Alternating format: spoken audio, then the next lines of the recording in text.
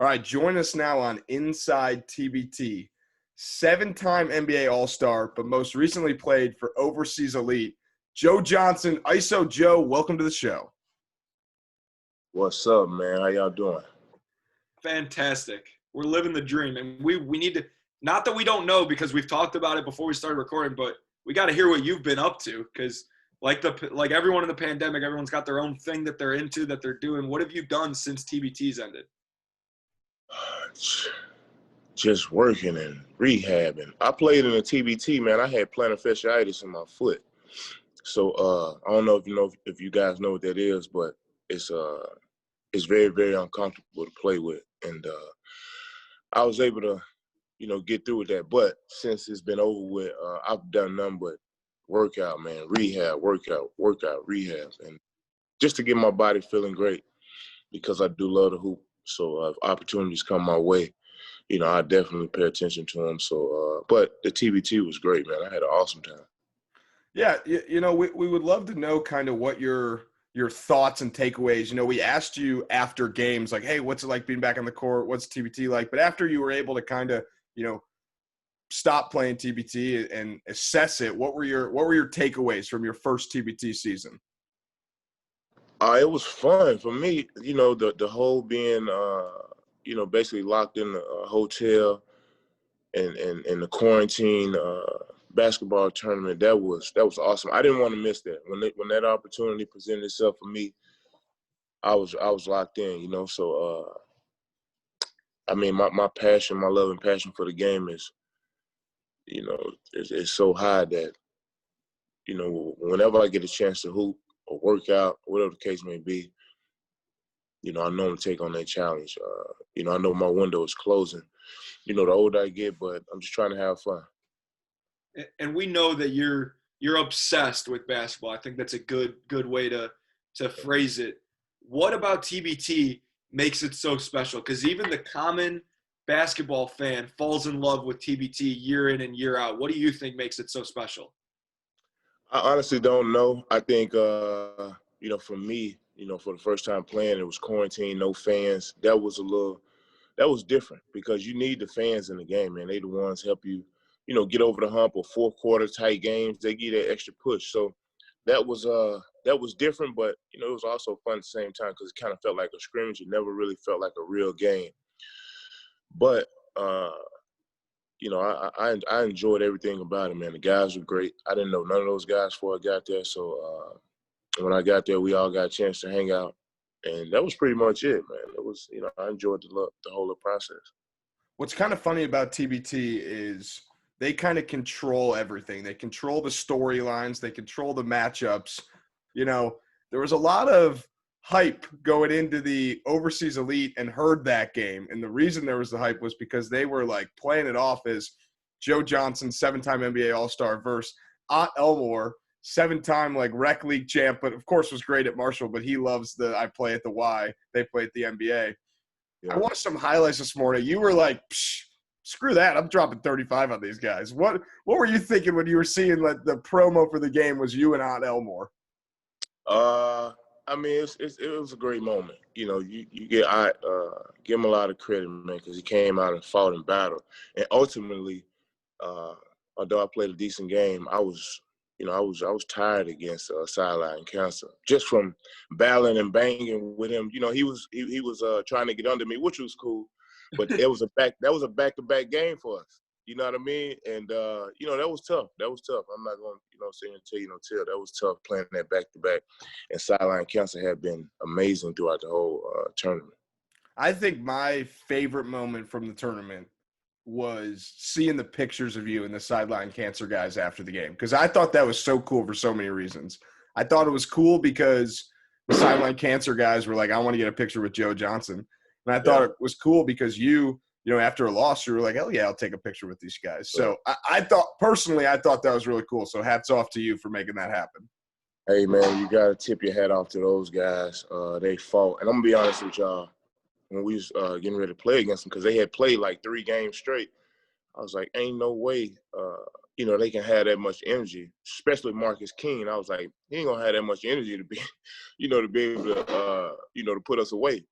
And man, him and Mo played their butts off, in that game, especially down the stretch. But yeah, when we lost the game, I went and looked for those guys, man. I went and looked for them. Just wanted to thank them. And I was very appreciative for the opportunity to get a chance to, play in the TBT. But yeah, it was a fun moment. It was a fun moment for me. Did you know that Marcus Keane led the country in scoring when he was in college? I had no clue. I found out after I had watched him play like the first game. I was like, dang, who is this dude? So, once they got to talking about him, they were saying that, he led the country in scoring. But yeah, he's a tough competitor, man. So when you went to look for the guys after the game, would you compare that to when Chris Paul went to look for Blake Griffin after that game a few years ago? You know what I'm talking about? When they went through the secret tunnels to fight each other? No. I didn't go. I went over there strictly, to pay my respects and tell them dudes, keep going. Look, they made it all the way to the final game, after having to play almost every day. That was, it says a lot about them. So let's get into the NBA a bit. Obviously, you are a TBT superstar, but first and foremost, you're an NBA superstar. First question's got to be, have you had any contact with any teams? We know that there's an extra two-way guy they're working on, getting in an extra two-way guy now for all the different pandemic updated rules and stuff. Have you had any contact with any teams? I've had some contact, with a couple teams, but it's just been inquiring, man. It hasn't been nothing set in stone or something that's about to happen. I'm just like you guys watching TV, seeing that, teams only have 8 guys to play with and things of that sort. That's why it's been acquiring because, teams need players. So, they've called and asked, but, nothing has happened or probably won't happen. So, but that's neither here nor there, man. I just continue to, put in the work. Like I said, I got a 14-year-old son, so, we grinding every day. It's not about me. Are you at the point where, it would have to be the perfect situation for you to be like, all right, I'm going to play some more NBA ball? Well, I'm not going to say perfect, but it has to be a pretty damn good one. You know what I mean? I'm not just going to throw myself in, any situation if it presents itself. But that's the least of my worries, man. I'm in the gym daily, keeping myself right for whatever reason. Is it safe? Is it safe to say that Joe Johnson will be back in TBT 2021? Maybe, man. Yeah, I know, but I got to be honest with you guys, right? Yeah. So maybe because the Big Three comes back, we got to defend our title. We got to defend it.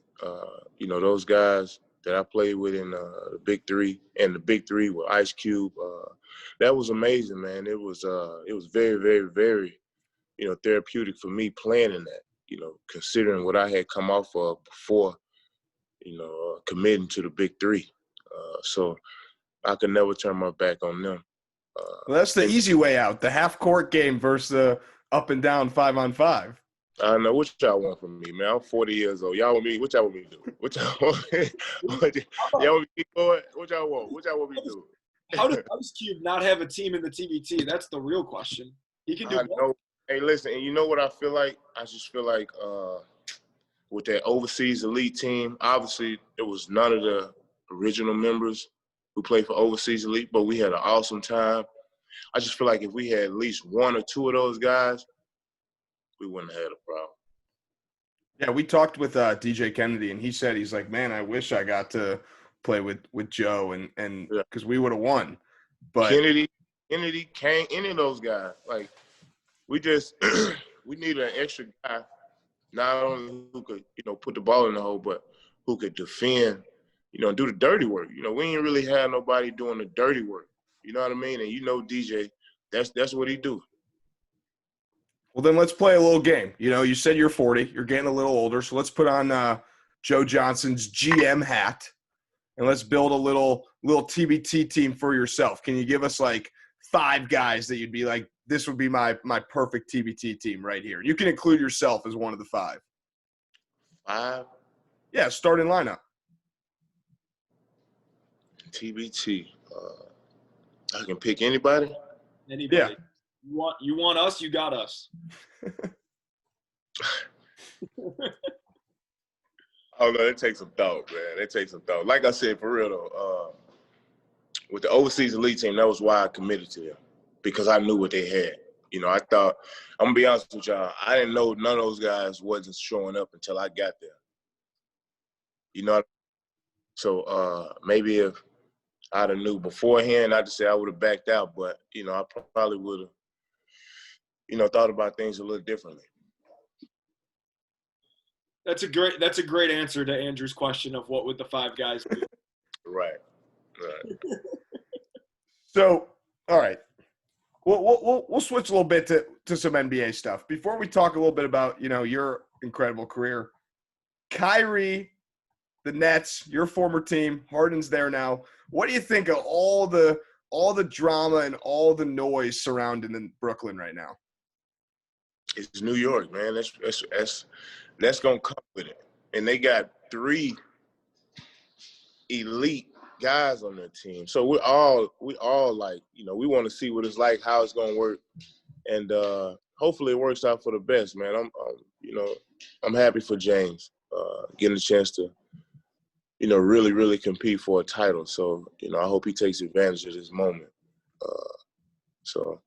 But I'm looking forward to seeing him play as well. Do you think it'll work? Honestly. Yeah, I think it'll work. They have to make it work. Like it's too. That team is assembled, man, and that team is assembled to obviously win a title. But those guys aren't young. You know what I'm saying? They know and understand what it takes, you know, to win a championship. I mean, KD and Kyrie, you know, they've won. So I think the sky's the limit for them. They just gotta, you know, believe in one another, obviously sacrifice, and just go out and have fun, man. I think a lot of times we put so much pressure on ourselves by coming out, trying to perform at a high level, when all you got to do is just go out and have fun and everything else take care of itself. Can you guess who my favorite player on that team is? Maybe. Is it Jeff Green? Not Jeff. Oh, Joe Harris. Yeah. Duh. I love Joe Harris, man. Dang. He going to be so clutch for them, yo. Oh, yeah. You think about all the teams that have been, you know, super teams, right? The big 3s, they always have that white shooter, and that is the difference all the time. We share a nickname, Joe, me and him. So he's not just a shooter, though. No, you're right, but when it gets down to 2 minutes left in the game, he turns into don't help off me or I'm gonna kill you guys. No. You can't help off of him at all, but he's got more than just a jumper. You know, he's an athlete, man. I've been watching him for a while. I thought that was great for them to keep him, to keep the floor space, obviously, but yeah, he's a heck of a player. No, he's awesome. He's since Virginia. I mean, at Virginia, he was incredible too. He got lost in the shuffle when he was on the Cavs and stuff, and now he's able to kind of make a name for himself, a little bit more primetime games, that whole deal. Yeah, we share a nickname, me and him, Joey Buckets. So I've always been a fan of his. Yeah. So, experience is going to be his best teacher. You know, he got a chance to play or got a chance to watch LeBron, and now he's in Brooklyn playing with KD, Kyrie, and James. That's going to I can't wait to see that, man. That's going to be crazy. So, you know, we've had a little bit of a disconnect. You know, we're going to have to start calling you ISO No Show instead of ISO Joe, because you missed an interview or two. Yeah, I told you I missed it, man. I apologize. We on here today. Let's live in the moment. You know. Well, so I was trying to get some positive vibes this morning. So I was watching. If we dwelling on the past, how we gonna move forward? We gotta move forward, guys. True. You're right. Well, I was trying to get some positive vibes this morning, and I'm like, you know what? I'm gonna watch some Joe Johnson highlights, because that's gonna get me in the mood, and then he's gonna show up, and I'll be able to talk about the highlights. So there was one video where literally you made, I mean, obviously it's not gonna show any of your misses, but it was like 50 game winners, clutch shots. It was like ISO Joe back in the NBA. Here's some of his best clutch moments and top plays. And it was like a 15-minute video, and it was some. So my question, when you have a highlight moment or a big play, big shot, like when you did the little tiny dribble crossover on Paul Pierce, in that moment, are you like, all right, I just did something special? Or does it not register until like you see the highlights after the game? No, it registers during the game as players. It registers during the game right after the play that happened. But, we keep this, this calmness about ourselves as though, we're supposed to do this, which we are. But, yeah, it registers. But when you see it on film, it just looks totally different. Who is your favorite teammate in all your years in the NBA? My favorite teammate. Or some of them. Yeah. Man, I have to go back to like when I played in Phoenix, Jim Jackson, Jerry Stackhouse. When I was in Atlanta, the year before I got traded, we signed Stackhouse. He helped me. You're so old. I know. Don't tell anybody. So listen, check this out. We had Stackhouse, and that's when my game kind of went to another level because he taught me the post-up game, how to post up. So before games, like when we warming up, me and him would play to 5 in the post just to get warm. And he taught me so much during that time frame because he taught me how to use my body without getting, how to push off without getting called for fouls, things of that sort, pump fakes. And I learned all that from him, man. I appreciate him for spending that time with me and, giving me some tough battles. Well, I think we have to get back to Jim Jackson because I'm a Buckeye. I played at Ohio State. Right. And all I hear about is how awesome Jim Jackson was. But, like, I would love to hear a story from you on why Jim Jackson – that was the first guy you named. Because when I was about 23, he signed with Phoenix, and I was still there. And he was one of the guys – he came in I think it was by like mid-season, and he had came from Houston. And man, the little stuff that he taught me and was telling me, I still do to this day, whether it's, controlling things I can control, going out, working my butt off, every day and competing at the highest level. That's what it's about. We all coming, like when you can play or you got some game and you come into the NBA, there's a learning curve that a lot of us have to go through. A lot of guys, it's only a few who get to come right in, get the ball in their hand, get to make mistakes, play through their mistakes. It's only a few of those guys. So the ones who don't get those opportunities, like myself, I got drafted in Boston. I played with Antoine Walker, Paul Pierce, Kenny Anderson, Walter McCarty, Tony Batiste. I played with vets. So I don't get that. I never had that luxury until like my 3rd year in the NBA. So, you really have to take advantage of the opportunities because when you get there, you have to – as hard as it is to make it to the NBA, it's even harder to stick. You see what I'm saying? So when you get there and you exhale, you could be out, the next year. So you got to work your butt off. Once you get your foot in the door, you got to continue to work your butt off just to stick because it's only, 450 guys out of about how many millions trying to make it? That's insane when you think about it like that. That's true. That's what happened. That's what happened to me. I took that exhale, and next thing you know, I'm out of the NBA. Crazy. It's crazy. Listen, it's funny, but I tell my son the same story. Like, he just turned 14 on the 9th of January. And I always talk to him about, work ethic because I think if you got a hell of a work ethic, it'll get you far in life. I ain't talking about just in sports. I'm talking about in general. So for me, that's probably the most gratifying thing for me, to see him get up, go downstairs, get on the treadmill, just staying in shape, those type of things, because you want to stay ready, man. You don't want to have to get ready. So I'm always preaching to him. I know he gets tired of hearing it, but that's my job. I'm going to ask you the reverse end of Joey's favorite teammate ever question. Do you have a teammate that you just absolutely could not stand. And when the season ended, you were like, I don't even care that we got knocked out of the playoffs because I don't have to be with this guy for the next 4 months? Nah, man. Listen, let me tell you something. I'm an easygoing guy, man. I don't. It takes a lot for that. You know what I mean? To have like a horrible teammate. I don't have like the worst teammate ever. What about like what about an opposing player? Is there any opposing players that you just hated or hated playing against? Nah. Who's the best? All right, how about this? Who's the hardest player you ever had to guard, and who's the best defender who ever guarded you? The hardest player I ever had to guard, it was guys like Ray Allen, Reggie Miller. Because you got to understand, when I came into the NBA, after my third game, I was starting because my forehead went down. So Paul Pierce would guard those guys in the fourth quarter, but the first 3 quarters, I had to guard them.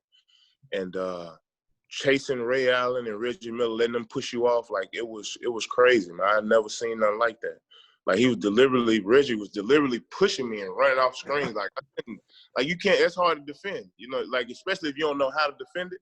So it took me a while to learn how to, to play pin downs and chase guys off pin downs. So that was the hardest, man. I think when you get in isolation and you guarding guys like Kobe, LeBron, whatever the case may be, you can stay in front of those guys and make them take tough shots, and obviously they'll make them. But chasing guys off picks, that kills you. There's nothing worse than chasing a guy off 3 down screens, and then he comes back and goes off 3 more. You dodged all of them, but you get clipped by one, and he gets a wide open 3, and you were running for 15 seconds, and then you got to go back and do it again. It's demoralizing. People don't understand that. We got Frozo Joe.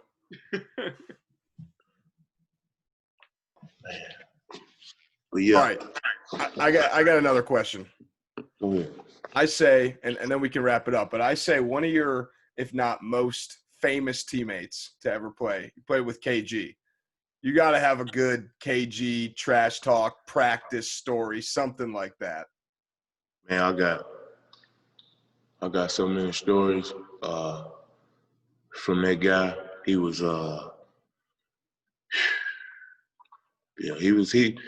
he was that, man. He was whatever y'all think he is as far as relentless, storytelling. Like he would always – okay, so listen. He would always be the first one in practice, right? If practice at 10 o'clock, he probably there at 7:30, 8 o'clock. You could never beat him to the gym. It just wasn't happening. He was always there. But when you got there, he was already sweating, telling the story.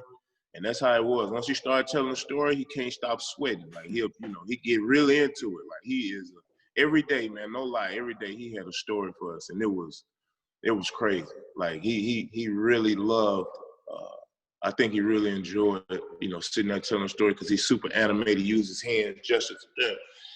Yeah, he was great for us, man. I love dude.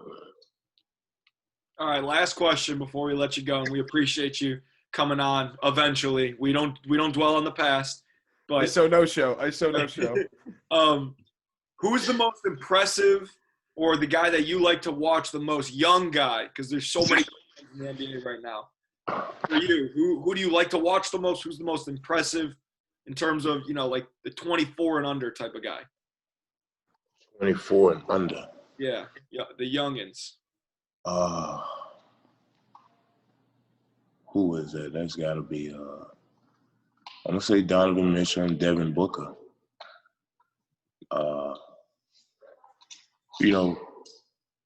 Getting a chance to play with Donovan his rookie year, I didn't see this, what he's been doing now. I didn't see none of this coming. Now, I knew he could play, but the way he puts the ball in the hole, I didn't really see it like that. I'm going to be honest with y'all. But obviously it's a testament to the work that he's put in and, the system that Coach Quinn Snyder has there in Utah is next to none. Like Coach Quinn is definitely a mastermind, but, he's got Donovan right, and they always going to be in the thick of it. I think with Devin Booker, having CP there, another guy he can learn from, and obviously he's an unbelievable talent. Putting that ball in the hole, and he's even a great playmaker too. You put the ball in his hands, run pick and roll, like he's gonna make the right play. So, I love watching those two guys play, man. They've been awesome. All right, Joe. Well, we'll let you go, but the TBT guys would kill us if we didn't ask you this. Are you a fan of the Elam ending? Man, I love it. I'm gonna tell you why I love the Elam ending. Because you can't sit there and hold the ball. Like, you got to go out and get a bucket. You know what I mean? So that's the beauty of it. Because teams get a lead. Even, when I played in the TBT recently, you could be up 20 points and still lose. That's nothing. Like, it's down the stretch to get a bucket. Like, that's tough, man. I love that part of it. You would have had even more NBA game winners if there was an Elam ending. You probably would have, if you guys won like 50 games in a season, you probably would have had 42 game winners at least. Maybe. Every game is a game winner. It's the best part. Yeah, it is. And yeah, you're right. That's the best part about it. Because you really have to, come out and impose your will. That's what it's about. No doubt. All right, ISO Joe. We'll let you go get on the Peloton and try and beat some of my high scores. I'm Joey Lane on there. If you need another friend, I'm gonna look for you on that. I'm gonna look for you on that. Yo, I enjoyed our phone call the other day. I'll probably call you next week to catch up. I like talking to you. Man, hit me up, bro. Hey, I apologize for us, getting off on a bad foot, but y'all don't hold that against me, all right? No, it's we're fine. just You had plantar fasciitis. You got bad feet. It's all good. Oh man, I'm good now though. Yeah. Right. At NBA, he's good now. LeBron, he's good. All right, thanks, man. All right. We'll talk to you soon. All right, y'all be easy.